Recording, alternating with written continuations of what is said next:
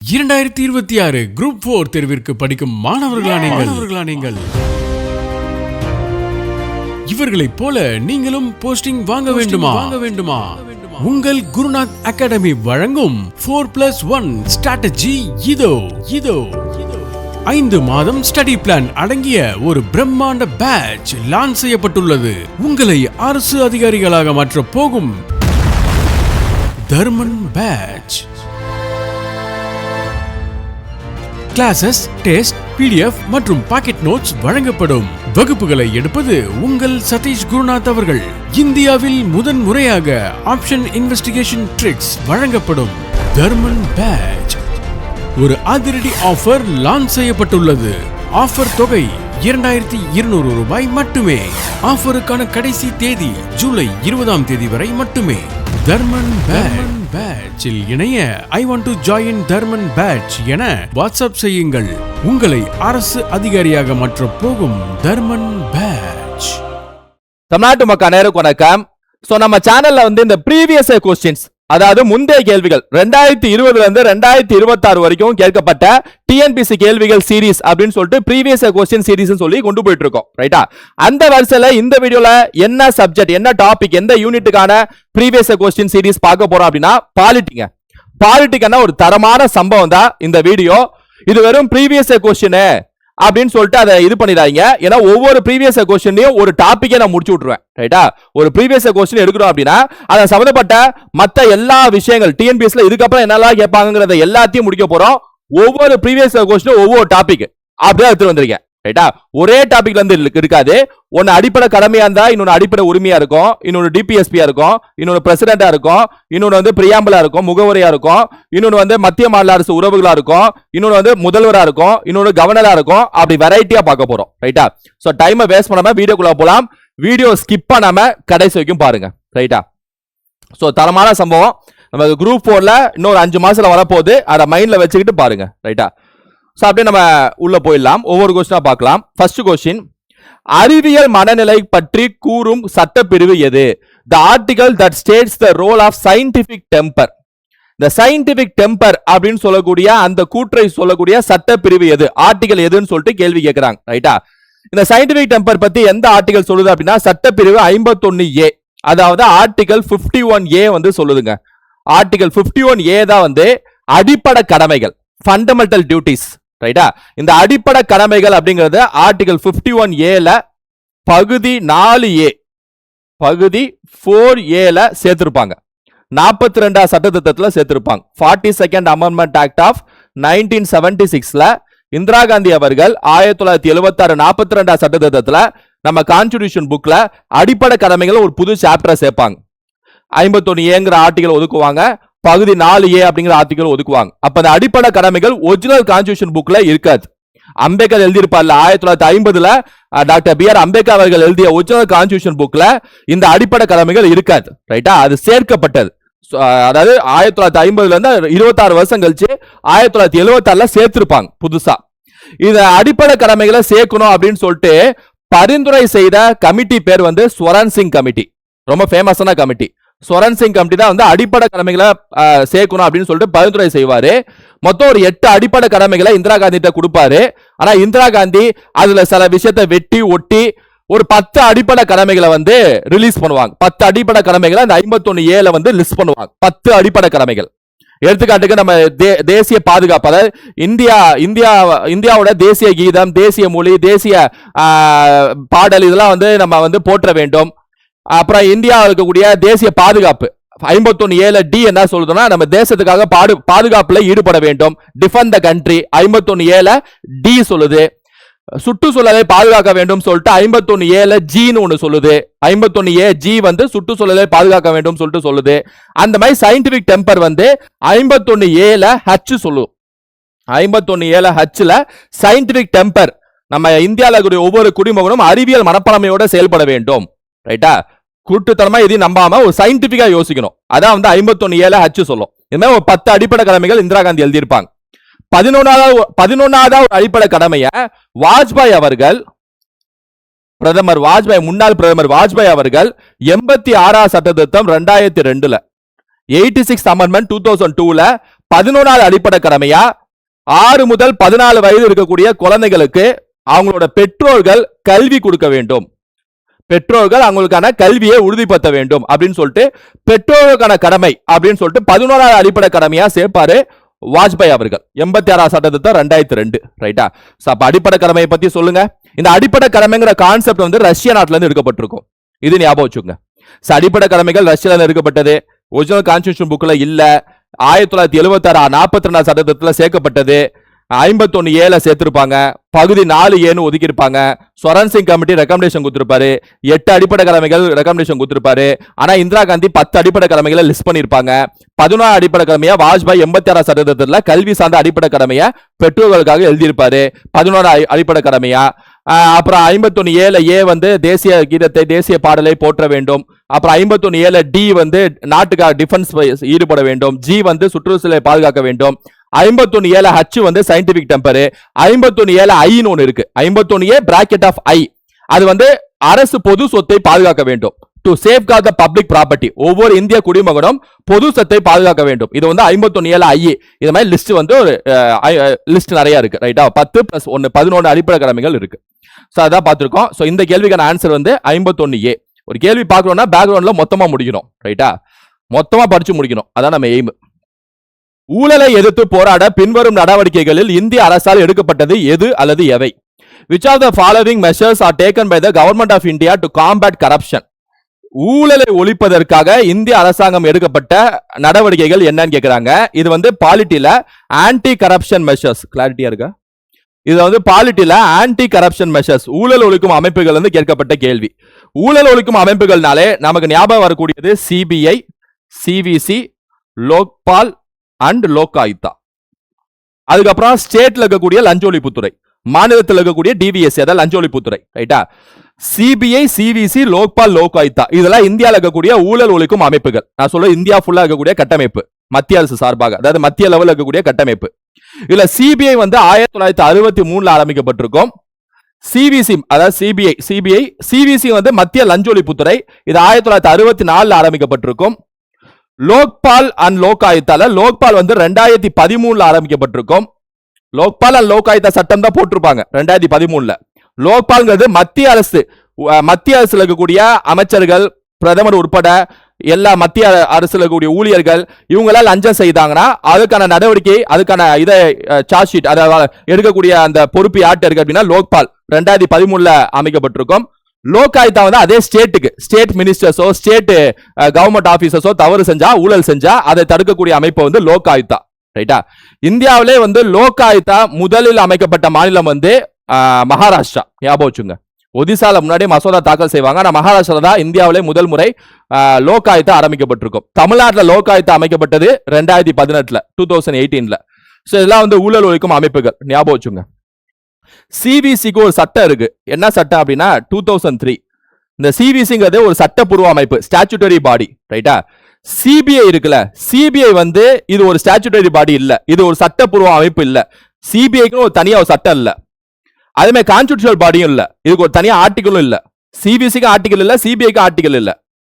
அப்ப சிபிஐ வந்து எந்த சட்டத்தில் இருக்கக்கூடிய அம்சங்களை எடுத்துக்குது அப்படின்னா டெல்லி சிறப்பு காவல் படை சட்டம், Delhi special police establishment act, Delhi special police establishment act of 1946 1946 அமைக்கப்பட்ட டெல்லி சிறப்பு காவல் படை சட்டத்தில் இருக்கக்கூடிய அம்சங்களை தான் சிபிஐ தனது அதிகாரத்துக்கு எடுத்துக்குது. ரைட்டா? சோ இதெல்லாம் ஊழல் ஒழிக்கும் அமைப்புகள் சம்பந்தப்பட்ட விஷயங்கள். இப்ப என்ன கேக்குறாங்க பாருங்க, ஊழல் ஒழிக்கிறதுக்கான நடவடிக்கைகள்ல எதெல்லாம் கரெக்ட்னு சொல்லி கேக்குறாங்க. ரைட்டா? டைரக்ட் பெனிஃபிட் டிரான்ஸ்பர், நேரடி பண பரிமாற்றம், இது வந்து 2013 இந்தியாவில் தொடங்கப்பட்டது.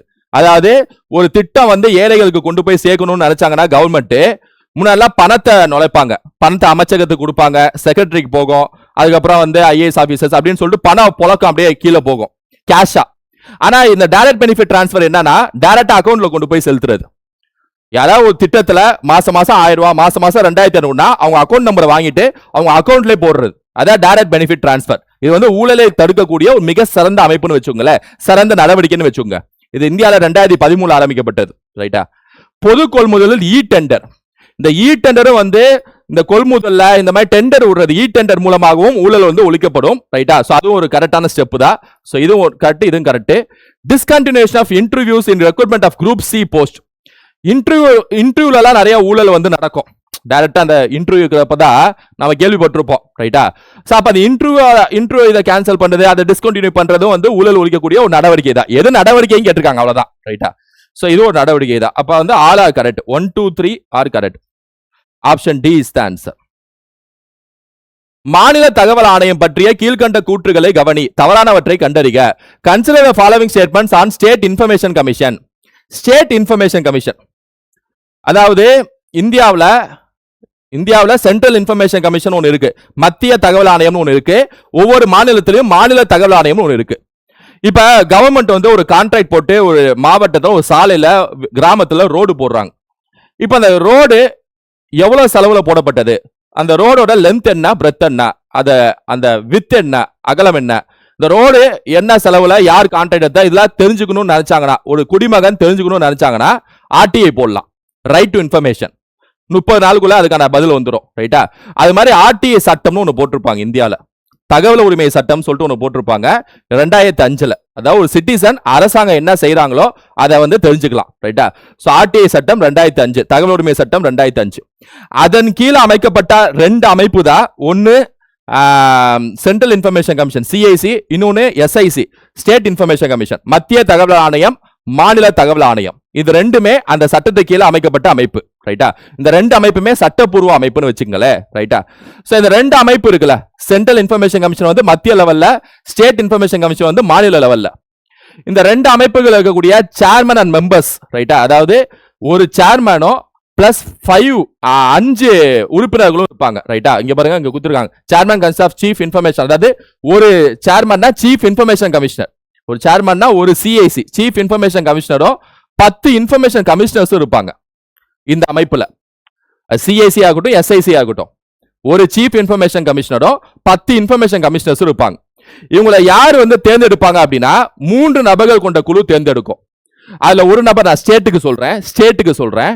அதுல ஒரு நபர் வந்து நம்ம மாநிலத்தோட சிஎம், இன்னொரு நபர் வந்து யார் அப்படின்னா சிஎம் ஆல அப்பாயின்மெண்ட் செய்யப்பட்ட கேபினட் மினிஸ்டர் ஒருத்தவர், யாராவது ஒருத்தர் கேபினட் மினிஸ்டர். 3ஆம் நபர் யார் அப்படின்னா எதிர்க்கட்சி தலைவர். 3ஆம் நபர் எதிர்க்கட்சி தலைவர். இந்த 3 நபர்கள் கொண்ட குழு தான் இந்த ஒரு சீஃப் இன்ஃபர்மேஷன் கமிஷனரையும் இந்த 10 இன்ஃபர்மேஷன் கமிஷனரையும் செலக்ட் பண்ணுவாங்க, ரைட்டா? அவரை கவர்னர் வந்து அப்பாயின்மெண்ட் பண்ணுவாங்க. பதவி நீக்கம் செய்வதும் கவர்னர் தான், ரைட்டா? சோ கவர்னர் வந்து அப்பாயின்மெண்ட் செய்வது, பதவி நீக்கம் செய்வது. இதுல ஒரு இன்ட்ரெஸ்டிங்கான பாயிண்ட், இந்த ஸ்டேட் இன்ஃபர்மேஷன் கமிஷன் பத்தி நான் சொல்றேன். இந்த ஸ்டேட் இன்ஃபர்மேஷன் கமிஷனோட டேர்ம் இருக்குல்ல, இந்த டேர்ம் வந்து 65 வருஷம், ரைட்டா? மாநில தகவல் ஆணையத்தோட பதவி காலம் 65 வருஷம். இதை டிசைட் பண்றது யார் அப்படின்னா சென்ட்ரல் கவர்மெண்ட், மத்திய அரசு. அதே மாதிரி இவங்களோட சம்பளம், டென்யூர், இதை டிசைட் பண்றதும் மத்திய அரசு, சென்ட்ரல் கவர்மெண்ட். ரொம்ப முக்கியமான பாயிண்ட், ரைட்டா? சில ஸ்டேட் இருப்பாங்க, சென்ட்ரல் கவர்மெண்ட். சரி, நான் சொன்னேன்ல இந்த எல்லா விஷயமும். அது மாதிரி வந்து ஒரு சிட்டிங் எம்எல்ஏவோ இல்ல சிட்டிங் எம்பியோ ஸ்டேட் இன்ஃபர்மேஷன் கமிஷன்ல உறுப்பினர்களா, அதாவது இன்ஃபர்மேஷன் கமிஷனர்ஸாவோ இல்ல சீஃப் இன்ஃபர்மேஷன் கமிஷனர் ஆக முடியாது.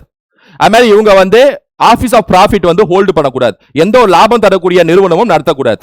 இதெல்லாம் டிஃபால்ட்டா நீங்க தெரிஞ்சுக்கணும், ரைட்டா? அப்ப பாருங்க, ஆர்டிஏ சட்டம் 2005, அந்த சட்டத்துக்கு இல்ல சிஐசி எஸ்ஐசின்னு 2 நிறுவனம் உருவாக்கப்படுது. சிஐசி மத்திய லெவல்ல, எஸ்ஐசி மாநில லெவல்ல. இந்த கேள்வி வந்து எஸ்ஐசி சம்பந்தப்பட்டது. அப்ப ஸ்டேட் இன்ஃபர்மேஷன் கமிஷனை பொறுத்த வரைக்கும் ஒரு சீஃப் இன்ஃபர்மேஷன் கமிஷனரும் 10 இன்ஃபர்மேஷன் கமிஷனர்ஸும் இருப்பாங்க. இவங்களை அப்பாயின்மெண்ட் பண்றதுக்கு செலக்ட் பண்றக்கூடிய கமிட்டி 3 நபர்கள் கொண்ட கமிட்டி, சிஎம், கேபினட் மினிஸ்டர், எதிர்க்கட்சி தலைவர். இவங்களை அப்பாயின்மெண்ட் பண்றது கவர்னர், ரிமூவ் பண்றது கவர்னர். எம்எல்ஏவோ எம்பியோ இந்த பதவியில் இருக்க முடியாது. should not hold office of profit, லாபம் தரக்கூடிய நிறுவனம் நடத்தக்கூடாது. இவங்களோட டேர்ம் 65 வருஷம். அதை டிசைட் பண்றது யார் அப்படின்னா central government. salary tenure decide பண்றதும் சென்ட்ரல் கவர்மெண்ட். இது ரொம்ப முக்கியமான பாயிண்ட், ஞாபகம் வச்சுக்கோங்க, ரைட்டா? வேற அவங்களுக்கான பணிகளை அவங்க செய்வாங்க, ரைட்டா? இதே மாதிரி தான் சென்ட்ரல் இன்ஃபர்மேஷன் கமிஷனர். அதுல அப்பாயின்மெண்ட் பண்றது யார் அப்படின்னா இந்த 10+1 அப்பாயின்மெண்ட் பண்றது பிரசிடென்ட், ரிமூவ் பண்றது பிரசிடென்ட், ரைட்டா? இதே இப்ப நான் என்ன டிசைன் சொன்னா மத்திய லெவல்ல அப்படின்னு ஞாபகம் வச்சுக்கோங்க. இதுல என்ன கேள்வி பாருங்க, the commission consists of chief information commissioner and not more than 5 information commissioners. ஆணையம் ஒரு தலைமை ஆணையர் மற்றும் 5க்கு மிகாமல் தலைமை தகவல் ஆணையர்களை கொண்டிருக்க வேண்டும். தப்பு. 5க்கு மிகாமல் இல்ல, 10க்கு மிகாமல். மாநில தகவல் ஆணையர்கள் பணியில் அமர்த்தப்பட்ட பிறகு மீண்டும் மறுநிறுவனத்துக்கு தகுதியுடையோர் அல்ல. the state information commissioners are not eligible for reappointment. Correct தான், நாட் எலிஜிபிள் ஃபார் திரும்ப மறு நியமனம் செய்ய முடியாது. ரைட்டா, இந்த ஒரு பாயிண்ட் ஞாபகம் வச்சுங்க. நான் சொல்றதுல அதை மறந்துட்டேன், இந்த பாயிண்ட் ஞாபகம் வச்சுங்க. இது கரெக்ட், இது தப்பு. The governor can remove the state information commissioner. Correct தான், கவர்னர் தான் அப்பாயின்மெண்ட் பண்ணுவார், கவர்னர் தான் ரிமூவ் பண்ணுவார். கரெக்ட் தான், மாநில ஆளுநர். இப்போ தமிழ்நாடு ஆளுநர். High Court Chief Justice is one of the members of the committee which recommends the state information commissioner. இல்லையே, High Court Chief Justice நான் சொல்லலையே. சிஎம், கேபினட் மினிஸ்டர், எதிர்க்கட்சி தலைவர். ரைட்டா, சோ ஓகே. அப்ப 2 and 3 ஆர் கரெக்ட். ஆனா தவறு எதுன்னு கேக்குறாங்க. 1 and 4 ஆர் தவறு. Option C is the answer. Option C. Right. அடுத்து, மாநில மனித உரிமை ஆணையம் மனித உரிமை மீறல்கள் தொடர்பான மீறல்களை விசாரிக்க கீழ்கண்ட பட்டியலில் இருந்து மேற்கொள்ளலாம். மனித உரிமை ஆணையம் இது பாலிட்டி சிலபஸ்ல இருக்கு. ரைட் டு இன்ஃபர்மேஷன் பாலிட்டி சிலபஸ்ல இருக்கு, அதை முடிச்சிட்டோம். அடிப்படை கடமைகள் பாலிட்டி சிலபஸ்ல இருக்கு, அதையும் முடிச்சிட்டோம். ஒவ்வொரு டாபிக்கும் நம்ம முடிச்சுட்டு வரோம், அது ஞாபகம் வச்சுங்க. அந்த வரிசையில பார்த்தீங்கன்னா அதே ஊழல் ஒழிக்கும் அமைப்புகளை முடிச்சிட்டோம். அந்த வரிசையில பொறுத்த வரைக்கும் மனித உரிமை ஆணையம். இந்த மனித உரிமை ஆணையம்ங்கிறது protection of human rights act. Protection of human rights act. Protection of human rights act 1993. அதாவது மனித உரிமை பாதுகாப்பு சட்டம். மனித உரிமை பாதுகாப்பு சட்டம் 1993 கீழே தான் நேஷனல் ஹியூமன் ரைட்ஸ் கமிஷன் ஒன்று அமைக்கிறாங்க. தேசிய மனித உரிமை ஆணையம்னு ஒன்று அமைக்கிறாங்க. அப்புறம் ஒவ்வொரு மாநிலமும் அவங்களுக்கு ஏத்த மாதிரி HSRC, அதாவது மாநில மனித உரிமை ஆணையம் சொல்லிட்டு அமைச்சுக்கிட்டாங்க. ரைட்டா, சோ அப்ப NHRCனா தேசிய லெவல்ல இருக்கக்கூடிய மனித உரிமை ஆணையம், மாநில லெவல்ல இருக்கக்கூடிய மனித உரிமை ஆணையம் வந்து SHRC. ரைட்டா, state human rights commission. So இதுல பொறுத்த வரைக்கும் பாத்தீங்க அப்படின்னா ஒரு சீஃப் கமிஷனரும் ஒரு சேர்மன், அதாவது ஒரு சேர்மனும் 2 மெம்பர்ஸும் இருப்பாங்க. 2 மெம்பர்ஸ் உறுப்பினர்களும் இருப்பாங்க. ஒரு சேர்மனும் 2 மெம்பர்ஸ் இருப்பாங்க, அதை ஞாபகம் வச்சுங்க. இவங்களை செலக்ட் பண்ணக்கூடிய கமிட்டி யார் இருப்பாங்க அப்படின்னா சிஎம் இருப்பாரு. செலக்ட் பண்ணக்கூடிய கமிட்டியில சிஎம் இருப்பாரு. ரெண்டாவது வந்து லோக்சபா, அதாவது சென்ட்ரல் லெவல்ல இருந்தா லோக்சபா ஸ்பீக்கர் இருப்பாரு. மாநில லெவல்ல இருந்துச்சு அப்படின்னா சட்டமன்ற சபாநாயகர் இருக்காருல்ல, ஸ்பீக்கர், லெஜிஸ்லேட்டிவ் அசம்பிளி ஸ்பீக்கர், அவர் இருப்பாரு மாநில லெவல்ல. அதாவது HSRCனா ஸ்பீக்கர், NHRCனா லோக்சபா ஸ்பீக்கர். அப்படியே நான் ஸ்டேட் என்ன சொல்றேன் அது சென்ட்ரலுக்கு அப்படியே யோசிச்சுங்க. அப்புறம் வந்து யூனியன் ஹோம், அதாவது ஸ்டேட் ஹோம் மினிஸ்டர் இருப்பாரு. நம்ம தமிழ்நாடை பொறுத்த வரைக்கும் ஸ்டேட் ஹோம் மினிஸ்டர் யார் அப்படின்னா இவர் தான், சிஎம் தான். மத்திய அதாவது மாநில உள்துறை பாத்துக்கிறது பெரும்பாலும் சிஎம்ஏ பாத்துக்குவாங்க. ரைட்டா, ஸ்டேட் ஹோம் மினிஸ்டர் இருப்பாங்க. அப்புறம் எதிர்க்கட்சி தலைவர் இருப்பாங்க. ஸோ 4 பேர். ஸோ இவங்க எல்லாம் சேர்ந்து செலக்ட் பண்ணுவாங்க. இந்த ஸ்டேட் ஹியூமன் ரைட்ஸ் கமிஷனரோட இந்த ஒரு மெம்பர், ஒரு சேர்மனும் 2 உறுப்பினர்களும் செலக்ட் பண்றது, அப்பாயின்மெண்ட் பண்றது கவர்னர். அப்பாயின்மெண்ட் பண்றது கவர்னர், ரிமூவ் பண்றது பிரசிடென்ட். இந்த பாயிண்ட் ஞாபகம் வச்சுங்க. ரைட்டா, அப்பாயின்மெண்ட் பண்றது கவர்னர், ரிமூவ் பண்றது பிரசிடென்ட். இந்த மாதிரி சின்ன சின்ன விஷயம் இருக்குல்ல. இப்ப நான் போனதுல சொன்னேன்ல, கவர்னர் அப்பாயின்மெண்ட் பண்ணுவாரு, அப்புறம் சேலரி டேர்ம், அப்புறம் டேர்ம் டிசைட் பண்றது சென்ட்ரல் கவர்மெண்ட் சொல்லிட்டு இன்ஃபர்மேஷன் கமிஷன். இந்த மாதிரி தான் நீங்க ஒன்னு எதிர்பார்ப்பீங்க, ஸ்டேட் தான் பொறுப்பா இருக்கும், இல்ல சென்ட்ரல் வேற மாதிரி இருக்கும். அதுல தான் ட்விஸ்ட் வச்சு கேள்வி கேட்பாங்க. புரியுதா உங்களுக்கு? ஞாபகம் வச்சுங்க. அப்புறம் இவங்களுக்கான டேர்ம் வந்து 70 வருஷம். ஹியூமன் ரைட்ஸ் கமிஷனுக்கான டேர்ம் வந்து 70 years. அது ஞாபகம் வச்சுங்க. அப்புறம் யார் ஃபர்ஸ்ட் லாஸ்ட் யாரு, இந்த மாதிரிலாம் கரண்ட் அஃபேர்ஸ் ரீதியில் படிச்சுக்கணும். ரைட்டா, ஸோ ஏதாவது ஹியூமன் ரைட்ஸ். இப்போ என்ன சொல்றாங்க, மாநில மனித உரிமை ஆணையம் மனித உரிமை மீறல்கள் தொடர்பான மீறல்களை விசாரிக்க கீழ்கண்ட பட்டியலிருந்து மேற்கொள்ளலாம். மாநில பட்டியல், ஒன்றிய பட்டியல், மாநில மற்றும் பொதுப்பட்டியல். State list and concurrent list. ஆமா, SSRC இருக்குல்ல, ஸ்டேட் ஹியூமன் ரைட்ஸ் கமிஷன். இதுக்கான அதிகாரம் அதாவது எந்தெந்த பட்டியலில் இருக்கக்கூடிய விஷயங்கள்லாம் மனித உரிமை மீறல்களை தடுக்கலாம் அப்படின்னா ஸ்டேட் லிஸ்ட்ல இருக்கிறதையும் தடுக்கலாம், கன்கரண்ட் லிஸ்ட் இருக்கிறதையும் தடுக்கலாம். ஏன்னா கன்கரண்ட் லிஸ்டும் மாநில பொறுப்பு இருக்கு, மாநில பட்டியலும் மாநில பொறுப்பு இருக்கு. இந்த லிஸ்ட் பத்திலாம் வந்து 7வது அட்டவணையில பேசியிருப்பாங்க, 7th ஷெட்யூல்ல. அதாவது மத்திய அரசு எந்தெந்த துறையிலலாம் சட்டம் போட முடியும், யூனியன் லிஸ்ட்.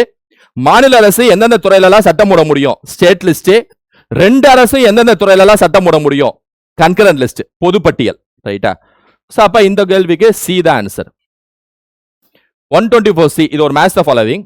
124C அப்படிங்கிறது power of parliament to make law. நாடாளுமன்றத்தின் சட்டம் இயற்றும் அதிகாரம் தான் 124C. அதாவது சுப்ரீம் கோர்ட்டோட ஆர்டிகல்ஸ் ரேஞ்சில் இருக்கக்கூடிய ஆர்டிகல்ஸ் இது எல்லாமே. 124ங்கிறது சுப்ரீம் கோர்ட் ஒன்று இருக்கணும் இந்தியால, அதான் 124. ரைட்டா, 125 அப்படிங்கிறது ஊதியங்கள், salary of judges. ஜட்ஜஸ்க்கான salary இருக்குல்ல, அதை பத்தி பேசக்கூடிய ஆர்டிகல் எதுன்னு கேட்டாங்கன்னா 125ங்க. 125 salary of judges. 126 இடைக்கால தலைமை நீதிபதி நியமனம், அதாவது appointment of acting chief justice வந்து 126. ஞாபகம் வச்சுங்க, salary வந்து 125, appointment of acting chief justice 126. 130 வந்து சீட் ஆஃப் சுப்ரீம் கோர்ட். உச்சநீதிமன்றத்தோட அந்த சீட் இருக்குல்ல மேல, உச்சநீதிமன்றத்தின் இருப்பிடம், சீட் ஆஃப் சுப்ரீம் கோர்ட் 130, ரைட்டா? 130 வந்து உச்சநீதிமன்றத்தின் இருப்பிடம். 131 என்ன அப்படின்னா உச்சநீதிமன்றத்தோட தனக்கே உரிய நீதி பேராணை, original jurisdiction of supreme court வந்து ஆர்டிகல் 131, அந்த மாதிரி சில ஆர்டிகல் போகும். அப்ப ஆர்டிகல் 142 முக்கியம். நீதித்துறை வந்து ஒரு நீதியை நிலைநாட்டுறதுக்கு அவங்களே நீதியை கையில எடுக்கலாம். அது வந்து 142. இந்த பேரறிவாளன் கேஸ்ல வந்து ரிலீஸ் பண்ணாங்களே, அதெல்லாம் உச்சநீதிமன்றமே கையில எடுத்தாங்க நீதியை. அப்ப 142 அதை ஞாபகம் வச்சுக்கணும். அது 143 வந்து 143. இது வந்து என்ன அப்படின்னா பிரசிடென்ட் வந்து உச்சநீதிமன்றத்தோட அட்வைஸ் கேட்கலாம். அட்வைசரி பவர்ஸ் ஆஃப் சுப்ரீம் கோர்ட்னு அர்த்தம். உச்சநீதிமன்றத்தோட ஆலோசனை அதிகாரம் 143. இந்த மாதிரி சில ஆர்டிகல்ஸ்ல ஞாபகம் வச்சுங்க, ரைட்டா? சோ இதுக்கான ஆன்சர் வந்து 2, 3, 4, 1. Option A is the answer. Arrange the following bodies in the chronological order of establishment. அதாவது கீழ்கண்ட அமைப்புகளை வந்து கால வரிசையில் வரிசைப்படுத்துகன்னு சொல்லி கேட்கிறாங்க. முதல் நிர்வாக, ஒரு நிமிஷம், Sarkaria commission, Punchhi, Rajamannar, first administrative, இது தப்பு. ஃபர்ஸ்ட் ஒன் தப்பு, செகண்ட் ஒன்று, தேர்ட் ஒன். ஃபர்ஸ்ட்ல தான் வரணும், செகண்ட் ஒன் தான் கரெக்டுங்க. முதல் நிர்வாக சீர்திருத்த ஆணையம், first administrative reform commission. Indira Gandhi ஆட்சியில 1966 இந்தியால நிர்வாகத்தை சீர்திருத்தணும், ஒவ்வொரு துறையும் சீர்திருத்தணும், ஐஏஎஸ் ஐபிஎஸ் ஐஎஃப்எஸ் ஆபீசர்ஸோட அந்த பணிகளை வந்து சீர்திருத்தணும்னு சொல்லிட்டு இந்தியாலே முதல் முறையா இந்திரா காந்தி ஆட்சியில 1966 ஃபர்ஸ்ட் ஏஆர்சின்னு ஒன்னு அப்பாயின்மெண்ட் பண்றாங்க. நிர்வாக சீர்திருத்த ஆணையம் சொல்லிட்டு ஒன்னு போடுறாங்க, ரைட்டா? மொராஜி தேசாய் தலைமையில போடுறாங்க. மொராஜி தேசாய்னு ஒருத்தர் இருப்பாரு, அவர் தலைமையில போடுறாங்க. அவர் பின்னால் பிரதமர் ஆயிடுவாரு, இந்திரா காந்தியை எதிர்ப்பாரு அது பின்னாடி. ஆனா இவங்க தலைமையில first ARC administrative reform commission Morarji Desai தலைமையில போடப்படும். அவர் 3 வருஷம் எடுத்துக்குவார் மொராஜி தேசாய், என்னென்ன நிர்வாகத்தெல்லாம் சீர்திருத்தலாம் சொல்லிட்டு இந்தியா ஃபுல்லா பயணம் மேற்கொள்வார். அதன் மூலமாக விளைவுறதா அந்த லோக்பால் லோகாயுதெல்லாம் அப்பயே சட்டம் கொண்டு வரணும்னு சொல்லிட்டு இந்த ஃபர்ஸ்ட் ஏஆர்சி தான் சொல்லும். அதுக்கப்புறம் 10 வாட்டி மசோதா தாக்கல் செய்வாங்க. அது மசோதா எல்லாமே வந்து ஃபெயிலியர் ஆயிடும்னு வச்சுங்களேன். இறுதியாக 2013 அண்ணா சரே போராட்டத்துக்கு அப்புறம் தான் லோக்பால் லோகாயுதா சட்டமே வரும்னு வச்சுங்களேன். இப்ப 1966 போடப்படும் ஃபர்ஸ்ட் ஏஆர்சி. ரெண்டாவது ஏஆர்சி வந்து வீரப்ப மொய்லி தலைமையில போடப்படும். அது 2000க்கு அப்புறம் போடப்படும், 2000க்கு அப்புறம். செகண்ட் ஏஆர்சி வீரப்ப மொய்லி தலைமையில. ஆனா நமக்கு அது தேவையில்ல. ஆனா ராஜமன்னார் கமிட்டி அடுத்து கேட்கிறாங்க. இது 1969 போடப்படும். கலைஞர் கருணாநிதி ஆட்சியில 3 நபர்கள் கொண்ட குழு ராஜமன்னார் கமிட்டி, நிறைய வாட்டி சொல்லியிருப்பேன். அதே சர்க்கரையா கமிஷன் 1983 இந்திரா காந்தி ஆட்சியில போடப்படும். மத்திய லெவல்ல போடக்கூடிய கமிஷன், இது மாநில லெவல் கமிட்டி. அத பஞ்சி ஆணையம் வந்து 2007 போடப்படும். இது மத்திய லெவல்ல போடக்கூடிய ஒரு ஆணையம், ரைட்டா? ஓகே, இதுதான் வந்து chronological ஆர்டர். சோ அதனால வந்து option B is the answer. So மத்திய மாநில அரசு உறவுகளை பத்தி கேட்கக்கூடிய கேள்வி அது. The word parliament is derived from the dash word parler means to talk. parliament என்ற சொல் பேசு என்ற உள்ளீங்க, parler என்ற சொல் பிரெஞ்சு மொழிங்க, ரைட்டா? பிரெஞ்சு மொழியில இருந்து எடுக்கப்பட்டது. இதெல்லாம் கொஞ்சம் ஃபேக்ட் தெரிஞ்சுக்கிட்டா நல்லது. அது மாதிரி இந்தியா வந்து வெஸ்ட்மினிஸ்டர் மாடல் ஆஃப் பார்லிமெண்ட்டை ஃபாலோ பண்ணுது. அதுல வெஸ்ட்மினிஸ்டர்னா என்னன்னு கேட்பாங்க. வெஸ்ட்மினிஸ்டர்னா இங்கிலாந்துல இருக்கக்கூடிய ஒரு இடம், பார்லிமெண்ட் இருக்கக்கூடிய வெஸ்ட்மினிஸ்டர்ங்கிற இடத்த தான் Westminster model of parliament government அப்படின்னு சொல்லிட்டு நம்ம இந்தியாவில் சொல்லுவாங்க. பார்லிமெண்டரி சிஸ்டம், பார்லிமெண்ட், மக்களவை, மாநிலங்களவை, கேபினெட், ரைட்டா? இந்த மாதிரி விஷயங்கள்லாம் இருக்குல்ல, இது எல்லாமே பிரிட்டிஷ், அதாவது இங்கிலாந்துல இருந்து எடுக்கப்பட்டது, யூகேல இருந்து எடுக்கப்பட்டது. எல்லாம் ஒண்ணுதான், யூகே, இங்கிலாந்து, பிரிட்டன் எல்லாம் ஒண்ணுதான்.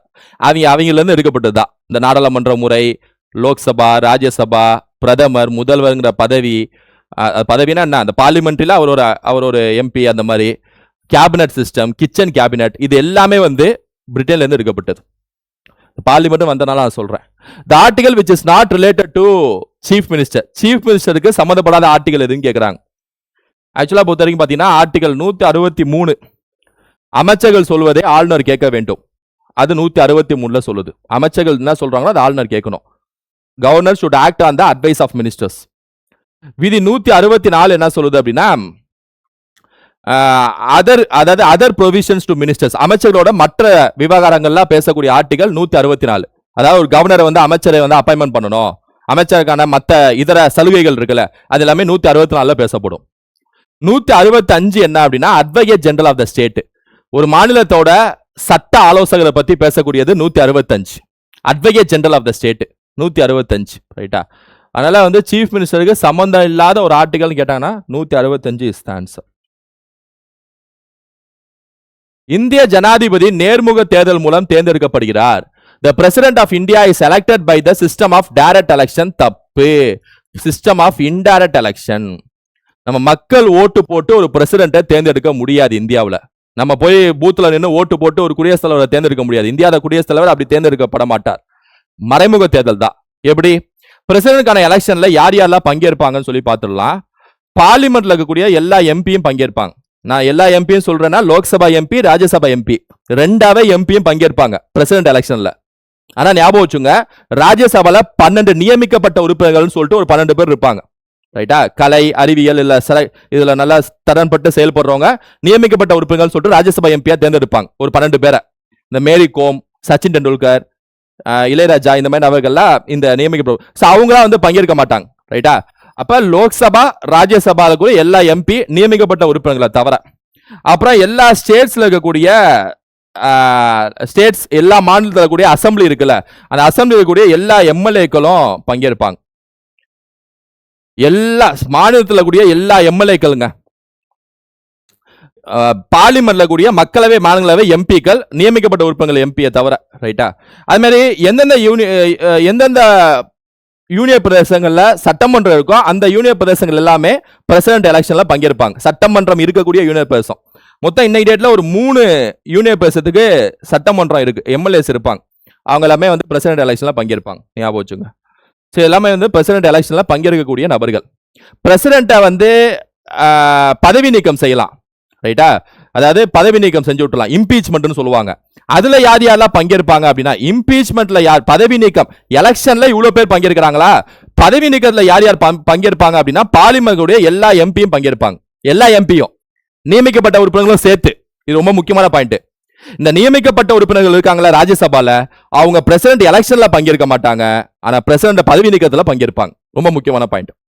அப்புறம் பிரசிடென்ட்கான பதவி காலம் 5 வருஷம், 5 வருஷம் தாண்டி கூட இருக்கலாம். பிரசிடென்ட் அப்பாயின்மெண்ட் பண்றது யார் அப்படின்னா உச்சநீதிமன்றத்தோட தலைமை நீதிபதி.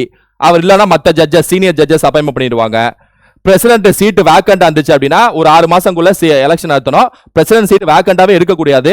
அப்படி இருந்துச்சு, ஏதாவது லீவ் போட்டு போறாரு, இல்ல பதவியில இறந்து போறாரு, இல்ல உடம்பு சரியில்லை, இல்ல பதவி நீக்கம் செஞ்சுட்டாங்க, இல்ல ரிசைக்னேஷன் லெட்டர் எழுதி கொடுத்துட்டு போறாரு அப்படின்னா அந்த சீட்டுக்கு வைஸ் பிரசிடென்ட் வந்து உட்கார்ந்துடணும். பிரசிடென்ட் சீட்டு இந்தியாவில் காலியாவே இருக்கக்கூடாது. காலியாகிற மாதிரி வந்துச்சுனாலே வைஸ் பிரசிடென்ட் வந்து பிரசிடென்டா உட்கார்ந்துடணும். இதை ஞாபகம் வச்சுங்க. மற்றபடி பிரசிடென்ட்கான அதிகாரங்கள்லாம் நமக்கு தெரியும். ரைட்டா? சட்ட அதிகாரங்கள், ஏன்னா ஒரு பில்ல பாஸ் பண்றதுக்கு சைனை போடுறது பிரசிடென்ட் தான். அவர்கிட்ட முன் அனுமதி பெற்றுதான் பண மசோதாவை தாக்கல் செய்யணும். அப்புறம் அவசர சட்ட அதிகாரம் ஆர்டிகல் 123, அவை இல்லாதப்ப அவசர சட்டத்தை வேற இயற்றலாம் அமைச்சர் சொல்லி. ரைட்டா? அப்புறம் ராணுவ அதிகாரங்கள், பண அதிகாரம், நிதி அதிகாரம், மணி பவர்ஸ், இவர் செயல்பட்டு போட்டுதான் கஜானால இருந்து நிதி எடுக்க முடியும். அப்ராப்ரேஷன் பில்னு சொல்லுவாங்க. ரைட்டா? இதெல்லாம் வந்து பிரசிடென்ட்கான அதிகாரங்கள். பேக்வர்ட் கிளாஸ் கமிஷன் ஒன்று அமைக்கலாம் சொல்லிட்டு ஆர்டிகல் 340 படி பிரசிடென்ட் தான் முடிவெடுப்பாரு. எல்லாமே பிரசிடென்ட்கான அதிகாரங்கள். ரைட்டா?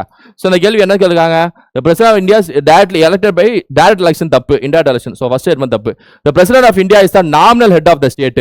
இந்திய ஜனாதிபதி பெயரளவில் அரசின் தலைவர் ஆவார். கரெக்ட். செகண்ட் மட்டும் கரெக்ட். பிரசிடென்ட்டை பொறுத்த வரைக்கும், இந்தியாவில் பொறுத்த வரைக்கும் பெயரளவு தான் தலைவர். உண்மையான தலைவர் யார் இந்தியாவுக்கு அப்படின்னா பிரதமர். பிரைம் மினிஸ்டர் தான் ஹெட் ஆஃப் த கண்ட்ரி. ரைட்டா?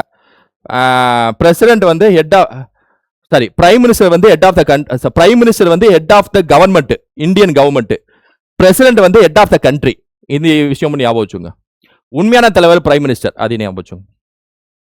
அரசு நெறிமுறை கொள்கைகளை, நோக்கங்கள் மற்றும் விளைவுகளின் அறிக்கை என அழைத்தவர் யார்? Who called the directive principles of state policy as the manifesto of aims and aspirations? KC விஆர்ஏ சொல்லியிருப்பார். கேசி விஆர்ஏ டிபிஎஸ்பிய இந்த மாதிரி சொல்லியிருப்பார். டிடி கிருஷ்ணமாச்சாரி இதே டிபிஎஸ்பிய டஸ்ட்பின் ஆஃப் சென்டிமெண்ட்ஸ் சொல்லியிருப்பார். TT Krishnamachari dustbin of sentiments அப்படி சொல்லியிருப்பார். ரைட்டா? சோ இதெல்லாம் கூடுதலா ஞாபகம் வச்சுங்க. பிஆர் அம்பேத்கர் அவர்கள் டிபிஎஸ்பி என்ன சொல்லியிருப்பார் அப்படின்னா, இந்த டிபிஎஸ்பிங்கிறது வெறும் ஒரு பொலிட்டிக்கல் டெமோக்ரஸி தரது மட்டும் இல்ல, சோசியல் அண்ட் எக்கனாமிக் டெமோக்ரஸி, சமூக மற்றும் பொருளாதார ஜனநாயகத்தை நிலைநாட்டக்கூடியது இந்த டிபிஎஸ்பின்னு சொல்லியிருப்பார். நான் இப்ப சொன்னதுல எக்ஸாம்ல கேட்டாங்கன்னா ஞாபகம் வச்சுங்க. இந்திய அரசியலமைப்பின் அடிப்படை கட்டமைப்புடன் தொடர்பில்லாத வழக்கை கண்டறிக. which are the identify the case which does not deal with the basic structure of Indian constitution. Kesavananda Bharathi வழக்கு பேசிக் ஸ்ட்ரக்சர் ஆஃப் கான்ஸ்டிடியூஷனை இன்ட்ரோடியூஸ் பண்ணதே இந்த வழக்கு தான். 1973 ரொம்ப ஃபேமஸான வழக்கு, 13 நீதிபதிகள் அமர்வு கொண்ட வழக்கு. மினர்வா மில்ஸ் வழக்கு அதுவும் சொல்லியிருப்பாங்க 1980ல. மினர்வா மில்ஸ் வழக்கும் சொல்லியிருக்கோம், பேசிக் ஸ்ட்ரக்சரை பத்தி பேசியிருப்பாங்க. அடிப்படை உரிமைக்கு கீழே தான் டிபிஎஸ்பி அப்படின்னு சொல்ல வழக்கும் மினர்வா மில்ஸ் வழக்கு. ஏகே ராய் எதிர் இந்தியா ஒன்றியம் அதாவது இதான் சொல்லியிருப்பாங்க. ஆன்சர் இதுதான், எது இல்லாதுன்னு தான் கேட்கறாங்க, இதான் ஆன்சர். Option C. கோலக்நாத் வழக்குல அதை பத்தி பேசியிருப்பாங்க. சோ எது இல்லைன்னு கேட்கறாங்க, ஆன்சர் வந்து சி. வழக்குகள்லாம் ஞாபகம் வச்சுங்க. நான் ஆல்ரெடி நம்ம சேனல்ல இம்பார்ட்டன்ட் கேசஸ் ஒரு வீடியோ போட்டிருப்பேன், சர்ச் பண்ணி பாருங்க. இம்பார்ட்டன்ட் கேசஸ் குருநாதன் போட்டு பாருங்க, வந்துடும். முதல் அரசியலமைப்பு திருத்தம் 1951 மூலம் இந்த சட்ட உறுப்பு சேர்க்கப்பட்டது.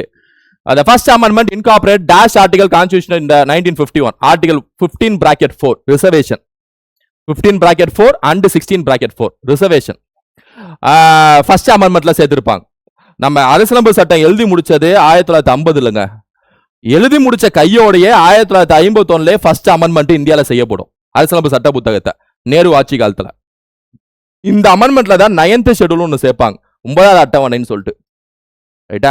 இந்த 9வது அட்டவணையில என்னென்ன சட்டங்கள்லாம் போடுறாங்களோ அது நீதித்துறை கேள்வி கேட்க முடியாத ஒரு சூழ்நிலை இருந்துச்சு. 9வது அட்டவணையில என்னென்ன சட்டங்கள்லாம் லிஸ்ட் பண்றாங்களோ அது நீதித்துறை கேள்வி கேட்க முடியாது. ஆனா இது வந்து நீதித்துறைக்கான அந்த இதுக்கு எதிரானது, சுதந்திரம் மற்றும் மற்ற விஷயம் எல்லாத்துக்கும் எதிரானதுன்னு சொல்லிட்டு 2007ல ஐசி கோயிலோ வழக்குன்னு ஒரு வழக்குல அப்படிலாம் இல்ல நாங்க கேள்வி கேட்போம் சொல்லிட்டு சுப்ரீம் கோர்ட் ஜட்மெண்ட் கொடுத்தாங்க. 2007 ஐசி கோயிலோ வழக்குல 9வது அட்டவணையில் இருக்கக்கூடிய சட்டங்களை அதையும் நாங்க கேள்வி கேட்போம் அப்படின்னு சொல்லிட்டு ஜட்மெண்ட் கொடுத்தாங்க. குறிப்பா 1973க்கு அப்புறம் போடப்பட்ட சட்டங்கள் இதெல்லாமே நான் டீட்டெயிலாவே முன்னாடி சொல்லியிருப்பேன். ரைட்டா? இப்போதைக்கு நான் ஷார்ட்டா சொல்றேன். ஸோ எல்லாம் ஞாபகம் வச்சுக்கோங்க. கட்டாய மற்றும் இலவச கல்வி அனைத்து 6 முதல் 14 வயது குழந்தைகளுக்கு சட்டப்பூர்வமாக அரசு வழங்க வேண்டும் என சட்டத்திட்டத்தின் மூலம், எந்த சட்டத்தின் மூலம் சேர்க்கப்பட்டதுன்னா 86 சட்டத்திட்டம். அடிப்படை கடமைகள் அப்பயே நான் இதை சொல்லியிருப்பேன். ரைட்டா? ஆமா, 86 சட்டத்திட்டம். இந்த 86 சட்டத்திட்டத்துல 3 செஞ்சிருப்பாங்க. ஒன்னு அடிப்படை உரிமையில ஆர்டிகல் 21A ஒன்னு எழுதியிருப்பாங்க. வாஜ்பாய் ஆட்சி காலத்துல 21A ஒன்னு சேர்த்திருப்பாங்க. அதாவது ஒரு கவர்மெண்ட், ஒரு அரசு கல்வி வழங்க வேண்டும் குழந்தைகளுக்கு அப்படின்ட்டு. அப்புறம் அடிப்படை கடமைகள்ல 51A கேன்னு ஒன்னு சேர்த்திருப்பாங்க. Last ABCDEFGHIJK. ஆமா, கே. ஆமா, 11வது அடிப்படை கடமை. நான் முன்னாடி சொன்ன அடிப்படை கடமையில வாஜ்பாய் ஆட்சி காலத்துல சேர்த்தாங்கன்ட்டு, அதுவும் கல்விதான். 6 முதல் 14 வயசு குழந்தைகளுக்கு பெற்றோர்கள் கல்வி கொடுக்க வேண்டும். அப்புறம் டிபிஎஸ்பில ஆர்டிகல் 45 முன்னாடி வேற ஒன்று வந்திருக்கும், அதை மாத்தி 6 வயதுக்கு உட்பட்ட குழந்தைகளுக்கு கல்வி கொடுக்க வேண்டும் சொல்லிட்டு சொல்லியிருப்பாங்க. இது எல்லாமே 86 சட்டத்திட்டம். ஞாபகம் வச்சுங்க, வாஜ்பாய் ஆட்சி காலத்துல போடப்பட்டது. பிற பிற்படுத்தப்பட்ட வகுப்பினரின் பாதுகாப்பிற்கான அரசியலமைப்பு விதிகள் யாவை? அதர் பேக்வர்ட் கிளாஸுக்கான அரசியலமைப்பு விதிகள் யாவைன்னு சொல்லிட்டு கேட்கிறாங்க. ஓபிசி எது இல்லைன்னு பார்த்தாலே தெரியுது. அதிகாரம் 17 இருக்காது, ஆர்டிகல் 17 இருக்காது. ஏன்னா ஆர்டிகல் 17 அன்டச்சபிலிட்டி, SC ST. ரைட்டா? ஆனா ஆர்டிகல் 19 இருக்காது. ஏன்னா ஆர்டிகல் 19 பேச்சு சுதந்திரம், நகர்வதற்கான சுதந்திரம், ஒரு கூட்டமைப்பு ஆரம்பிப்பதற்கான சுதந்திரம், தங்குவதற்கான சுதந்திரம், தொழில் தொடங்குவதற்கான சுதந்திரம், இது எல்லாமே 19. அதனால ஓபிசி பத்தி அதை பேசியிருக்க மாட்டாங்க. இது ரெண்டு விட்டுட்டீங்க அப்படின்னா ஆட்டோமேட்டிக்கா 15 and 16 தான் வரும். ஓபிசி இது சம்பந்தப்பட்ட ரிசர்வேஷன் பேசக்கூடிய ஆர்டிகல்ஸே பார்த்த வரைக்கும் பாத்தீங்கன்னா 15 16 தான். சோ 1 and 2 சரியானது. Option C. The list system of the distribution of legislative powers originated in India by இந்திய சட்டம் இயற்றும் அதிகாரங்களை பகிர்ந்தளிப்பதற்கான பட்டியல் அமைப்பு முறை இந்திய சட்டத்திலிருந்து எந்த சட்டத்திலிருந்து உருவானதுன்னு கேட்கிறாங்க.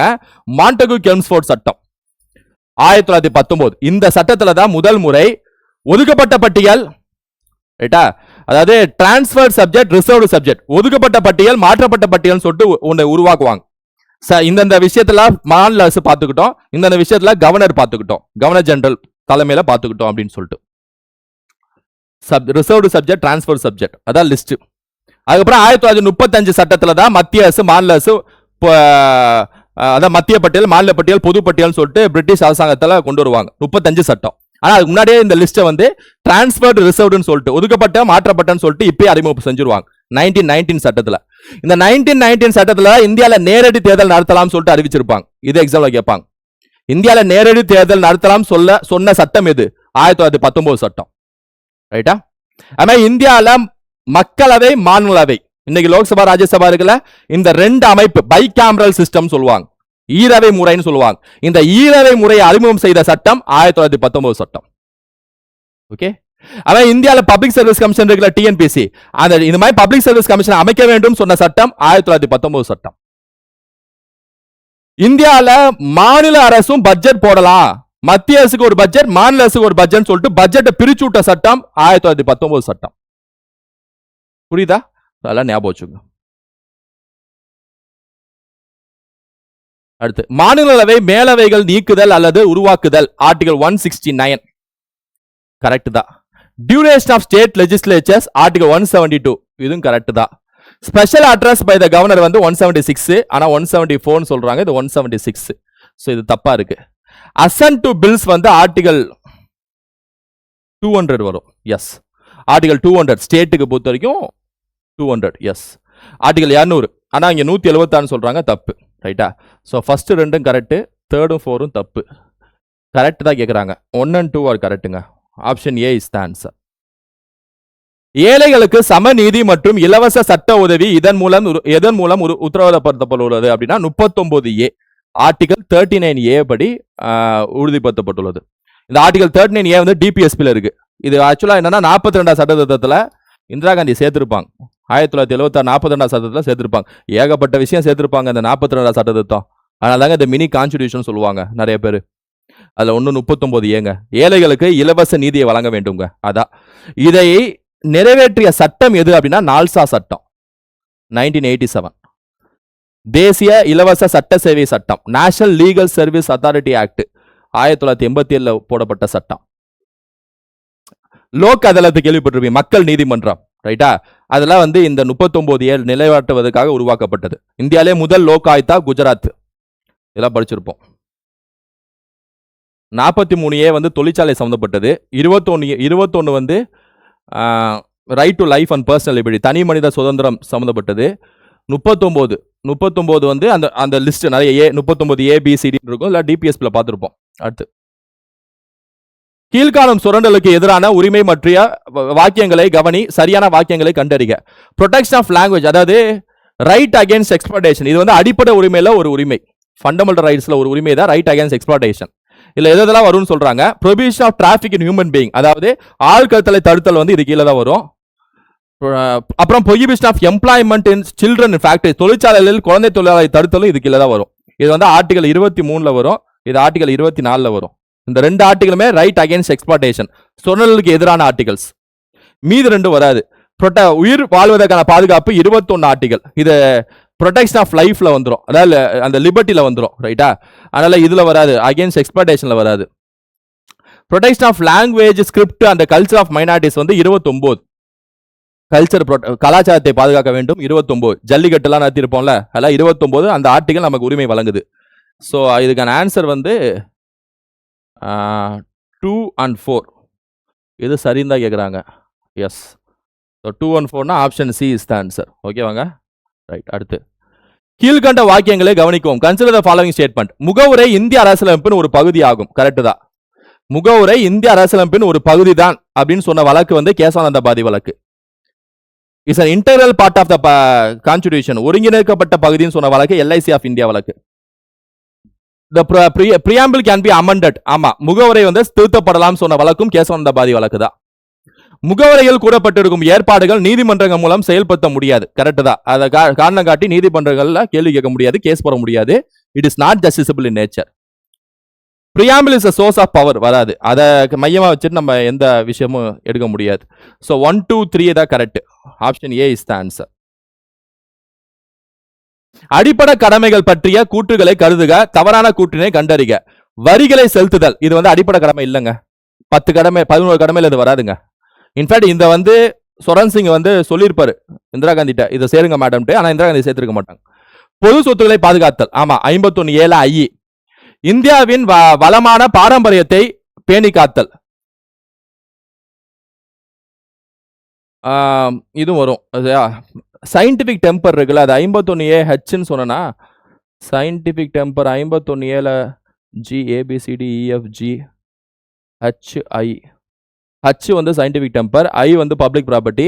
இந்தியாவின் வளமான பாரம்பரியத்தை ஹெரிட்டேஜை வந்து பாதுகாக்கணும் அப்படிங்கிறது ABCD. இ வரும், இ வராது, இ வந்து பிரதர்ஹுட், பெண்கள் பாதுகாத்தல் இ வரும். எஃப் வரும்னு நினைக்கிறேன். 51A எஃப் டக்குன்னு பாருங்க. 51A எஃப் கலாச்சாரத்தை பாதுகாக்க வேண்டும் வந்து எஃப்ல வரும். ரைட்டா? ஏ வந்து தேசிய கீதம், பி வந்து நாட்டுக்காக பாடுபட்டவங்களை இது பண்ண வேணும், சி வந்து யூனிட்டி அண்ட் இன்டெகிரிட்டி, ஒற்றுமை மற்றும் இது ஒருமைப்பாடு சாவரின்டி இறையாண்மை, டி வந்து டிஃபென்ஸ் த கண்ட்ரி, இ வந்து பிரதர்ஹுட் அதாவது பெண்களை பாதுகாக்கணும் ABCDE, எஃப் தான் நமக்கு இது, ஜி வந்து சுற்றுலா பாதுகாக்கணும் ABCDF G, ஹச் வந்து சயின்டிபிக் டெம்பர், ஐ வந்து பப்ளிக் ப்ராப்பர்ட்டி, ஜே வந்து எக்கனாமிக்ஸாக பாடுபட வேண்டும், கே வந்து இது எஃப் தான் எஃப்னு பாருங்க கலாச்சாரம் கரெக்டா? எஸ் 51A எஃப் லைட்டா ஒட்டு இது வந்துருச்சு. ரைட்டா? சாரி, அதை வரிசையா சொல்லி பார்க்குறப்ப எனக்கு வந்துருச்சு, அது நடுவில் போறப்ப என்னடா அது இது அப்படின்ட்டு. ஹெச் வந்து சயின்டிபிக் டெம்பர் தான், கரெக்ட் தான். So F. தேர்தலில் வாக்களித்தல் வந்து வராதுங்க. ரைட்டா? இதுவும் வராது. எது இன்கரெக்ட்னு கேட்குறாங்க. 1 and 4 ஆர் இன்கரெக்ட்டுங்க. ஆப்ஷன் டி 1 மற்றும் 4 தவறு. Find out the incorrect match. Abolition of titles article 18 correct. Article 21 protection of life and personal liberty correct. Article 23 protection against arrest தப்பு. ப்ரொடெக்ஷன் அகேன்ஸ்ட் அரெஸ்ட் வந்து ஆர்டிகல் 22 ரைட்டா? பிரிவென்டிவ் டிடென்ஷன், பியூனிட்டிவ் டிடென்ஷன் 22 அது. Right to free movement நகர்வதற்கான உரிமை வந்து 19, 20 வராது. 20 வந்து கைதிகளுக்கான உரிமை. ஸோ இது ரெண்டு வராது. 1 and 2 தான் கரெக்ட். இன்கரெக்ட் எதுன்னு கேட்குறாங்க. 3 and 4 are incorrect. Option A is the answer. 3 and 4 are incorrect. அடிப்படை உரிமை. அடிப்படை உரிமை வந்து அமெரிக்கால இருந்து எடுக்கப்பட்டது. பகுதி 3 ஆர்டிகல் 12ல இருந்து 35 வரைக்கும் எழுதியிருப்பார் அம்பேத்கர். அதில் பாதி ஆர்டிகல் பார்த்துட்டோம். சட்டப்பிரிவு 240 மூலம் தனக்கு வழங்கப்பட்ட அதிகாரத்தின்படி ஜனாதிபதி பிபி மண்டல் என்பவரை பிற்படுத்தப்பட்ட வகுப்பினருக்கு ஆணைய தலைவராக நியமித்தார். இதெல்லாம் கரெக்ட் தான். பிபி மண்டல நியமிப்பாருங்கிறதெல்லாம் கரெக்ட் தான். ஆனா 240 இல்ல, அது 340. ரைட்டா? நீங்க அந்த ரேஞ்சை படிச்சுட்டாலே போதும். 240 ரேஞ்சில் பிரசிடென்ட் வராதே அப்படின்னு சொல்லிட்டு தெரிஞ்சாலே போதும். இவ்வாணையம் பின்தங்கிய நிலையை தீர்மானிக்க 11 குறியீடுகளை உருவாக்கியுள்ளது. கரெக்ட் தான். கூற்று தப்பு, காரணம் கரெக்ட். கூற்று தவறு, காரணம் சரி. கூற்று தவறானது, காரணம் சரியானது. Option C is the answer. 1963 இது மேட்ச் த ஃபாலோவிங்க. 1963 91 வந்து இதுங்க டெல்லிங்க. டெல்லியை வந்து நேஷனல் டெரிட்டரி, கேபிட்டல் டெரிட்டரி அறிவிச்சது 91 சட்டங்க. 71 வந்து prevention of insult to national honour ஆக்ட்ங்க. தேசிய கீதம், அதுக்கப்புறம் நம்ம கான்ஸ்டிடியூஷன், தேசிய கொடி, இது அவமதிக்கிறவங்களுக்கு வந்து சட்டப்படி தண்டனை வழங்கப்படும். இது 1971 சட்டம். நாட்டின் பெருமை அவமதிக்கப்படுவதை தடை செய்யும் சட்டம். 1951 ரெப்ரசன்டேஷன் ஆஃப் பீப்புள் ஆக்ட், மக்கள் பிரதிநிதித்துவ சட்டம் 1951 ஊருக்கே தெரியும். ஸோ ஆட்டோமேட்டிக்கா 1963 கவர்மெண்ட் ஆஃப் யூனியன் டெரிட்டரி ஆக்ட்னு வந்துடும். ரைட்டா? அது கொஞ்சம் யோசிச்சுட்டு இருந்தேன், அதுக்கு மேலே மீதி எல்லாமே ஈஸியாக இருந்துச்சு, டக்குன்னு முடிச்சிட்டேன். ஸோ அப்போ என்ன வரும்? 1 3 3 4 1 2 3 4 1 2 வரும். Option A is the answer. 3 4 1 2 option A is the answer. இந்திய கூட்டாட்சியில் ஆளுநர் அரசின் தலைவர் மற்றும் மத்திய அரசின் பிரதிநிதி என்னும் இரு விதமான பணிகளை செய்கிறார். Governor in the Indian federal system is assigned dual role as the constitutional head of the state as well as the representative of the center. Correct தான். The office of governor is against the federal structure. ஆளுநர் என்ற நிறுவனமே கூட்டாட்சிக்கு எதிரானது, தப்பு. ஒரு negative statement எப்பவுமே தப்பா தான் இருக்கும். ரைட்டா? அதனால அதை வச்சே யோசிச்சிடலாம். பாசிட்டிவ் ஸ்டேட்மெண்ட் ஆன்சர் ஆகும், நெகட்டிவ் தப்பா தான் இருக்கும். கூற்று சரி, காரணம் தப்பு. கூற்று சரி, காரணம் தவறு. Option A is the answer. அரசியலமைப்பை உருவாக்கியவர்கள் அரசின் கடமைகளாக அரசியலமைப்பில் இந்த வடிவத்தை சேர்த்தனர். Which are the following incorporate the duties of the state in the constitution in the form of fundamental duties? அரசியலமைப்பை உருவாக்கியவர்கள் அரசின் கடமைகளாக அரசியலமைப்பின் இந்த வடிவத்தில் சேர்த்த டிபிஎஸ்பி. டிபிஎஸ்பி இந்த டிபிஎஸ்பி எதுக்காக சேர்த்திருப்பார் அம்பேத்கர் அப்படின்னா 34ல இருந்து 51 வரைக்கும், அதாவது நீங்க ஸ்டேட் கவர்மெண்ட்டும் சென்ட்ரல் கவர்மெண்ட்டும் மக்களுக்கு என்னென்ன சட்டங்கள் நீங்க போடணும் அப்படிங்கிறத நான் கான்ஸ்டிடியூஷன் புக்ல எழுதிடுறேன் அப்படின்னு சொல்லிட்டு அம்பேத்கர் எழுதிட்டாரு. கான்ஸ்டிடியூஷன் புக்ல ஆர்டிகல் 36ல இருந்து 51 வரைக்கும் பெண்களை பாதுகாத்துருங்க, இந்தாங்க ஒரு ஆர்டிகல். SC ST மக்களை பாதுகாத்துருங்க, ஒரு ஆர்டிகல். ரைட்டா? தொழிற்சாலைகள்ல தொழிலாளர்களை பாதுகாத்துருங்க ஒரு ஆர்டிகல். ஆணுக்கும் பெண்ணுக்கும் சம ஊதியம் வழங்கிருக்க ஒரு ஆர்டிகல் அப்படின்னு சொல்லிட்டு ஆர்டிகல் எழுதிட்டாரு. மத்திய அரசு மாநில அரசு நீங்க சட்டங்கள் போடுறதெல்லாம் யோசிச்சுட்டு இருக்காதீங்க, நானே எழுதி குத்துறேன்னு எழுதி குத்துட்டாரு. அது பேர் டிபிஎஸ்பி. சிம்பிளா சொல்லணும்னா அதான் இங்க சொல்றாங்க. ரைட்டா? கீழ்கண்ட அமைப்புகளில் எவை அரசியலமைப்பு சட்டத்தில் காணப்படவில்லை? எது அரசியலமைப்பு சட்டத்தில் காணப்படவில்லைங்கிறாங்க? என்டிசி வந்து காணப்படவில்லை. கான்ஸ்டிடியூஷன் புக்ல எது இடம்பெறலன்னு கேக்குறாங்க. நேஷனல் டெவலப்மெண்ட் கவுன்சில் வந்து 1952 தான் ஆரம்பிக்கப்பட்டிருக்கும். பிளானிங் கமிஷன் இருக்காங்களா, அவங்க என்ன முடிவுல எடுக்கிறாங்களோ அது அப்ரூவ் கொடுக்கிறது என்டிசி தான். ஆனா இன்னைக்கு பிளானிங் கமிஷனே இல்ல. நிதி ஆயோகம் வந்து கான்ஸ்டிடியூஷன் புக்ல இருக்காது, அது கான்ஸ்டிடியூஷன் பாடியும் இல்ல, அரசியலமைப்பு சட்ட அமைப்பும் இல்ல. 2015 அமைச்சிருப்பாங்க. பிளானிங் கமிஷனை ஒழிச்சிட்டு இந்த நிதி ஆயோகம் கொண்டு வந்திருப்பாங்க, இல்லைன்னா அதோட பெயரை மாத்திருப்பாங்க. எலெக்ஷன் கமிஷன் இது ஒரு கான்ஸ்டிடியூஷனல் பாடி தான். ஆர்டிகல் 324 இருந்து 329 வரைக்கும் பேசியிருப்பாங்க. ஃபைனான்ஸ் கமிஷன் நிதி ஆணையமும் கான்ஸ்டிடியூஷனல் பாடி தான். 280 281 பேசியிருப்பாங்க. ஸோ எது வந்து நாட்டுங்கிறாங்க. What is don't find the இடம் அப்படிங்கிறாங்க. Don't find the place. 1 and 2 is the answer. Option A is the answer. கீழே கொடுக்கப்பட்ட குழுக்களை காலவரிசைப்படி எழுதுக. பஞ்சாயத்துல இருந்து ஒரு கேள்விங்க. பல்வந்த் ராய் மேத்தா குழு ஃபர்ஸ்ட் வந்துருங்க, 1953 போடப்பட்டது. அசோக் மேத்தா கமிட்டி செகண்ட் வந்துருங்க, 1977 போடப்பட்டது. ஜிவிகே ராவ் தேர்ட் வந்துருங்க, 1985 போடப்பட்டது. எல்எம் சிங்வியும் 1986 அந்த டைம், அதுக்கப்புறம் போடப்பட்டது. ரைட்டா? ஸோ அப்போ 2413 is the answer. Option D is the answer. ரைட்டா? பஞ்சாயத்துல நல்லா சிறப்பா படிச்சுக்கணும். 73 சட்டத்தை தான் 1992 தான் பஞ்சாயத்துக்கு அரசியலமைப்பு சட்ட அந்தஸ்து கொடுப்பாங்க. 11 அட்டவணையை ஒதுக்குவாங்க. ஆர்டிகல் 243 இருந்து ஆர்டிகல் 243 ஜி வரைக்கும் ஒதுக்குவாங்க. இதெல்லாம் படிச்சுங்க. சரியான வாக்கியங்களை தேர்ந்தெடு. இந்திய அரசு 1972 வனவிலங்கு பாதுகாப்பு சட்டத்தை இயற்றியது. கரெக்ட் தான்.